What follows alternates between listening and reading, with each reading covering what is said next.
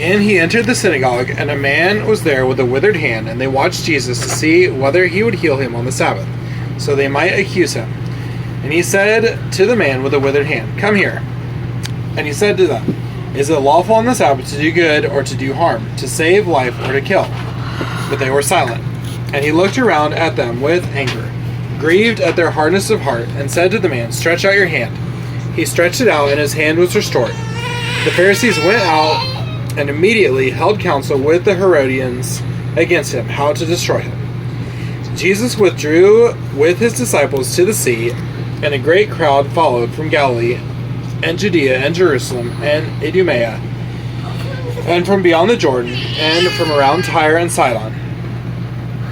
When the great crowd heard all that he was doing, they came to him, and he told his disciples to have a boat ready for him because of the crowd, lest they crush him.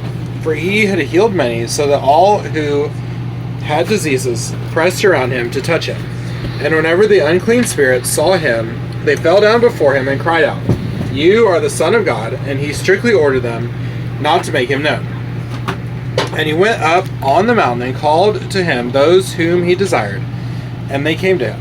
And he appointed 12, whom he also named apostles, so they might be with him, and he might send them out to preach, and have authority to cast out demons. He appointed the 12, Simon, to whom he gave the name Peter, James the son of Zebedee, and John the brother of James, to whom he gave the name Boanerges, that is, sons of thunder.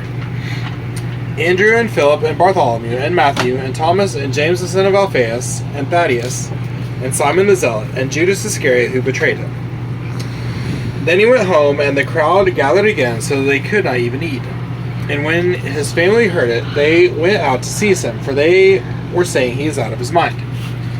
And the scribes who came down from Jerusalem were saying, "He is possessed by Beelzebul, and by the prince of demons he casts out demons." And he called them to him and said to them in parables, "How can Satan cast out Satan? If a kingdom is divided against itself, that kingdom cannot stand. And if a house is divided against itself, that house will not be able to stand. And if Satan has risen up against himself and is divided, he cannot stand, but is coming to an end. But no one can enter a strong man's house and plunder his goods unless he first binds the strong man. Then indeed he may plunder his house. Truly I say to you, all sins will be forgiven the children of man, and whatever blasphemies they utter. But whoever blasphemes against the Holy Spirit never has forgiveness, but is guilty of an eternal sin. For they were saying he has an unclean spirit. And his mother and his brothers came, and standing outside they sent to him and called him. And a crowd was sitting around him, and they said to him, "Your mother and your brothers are outside, seeking you."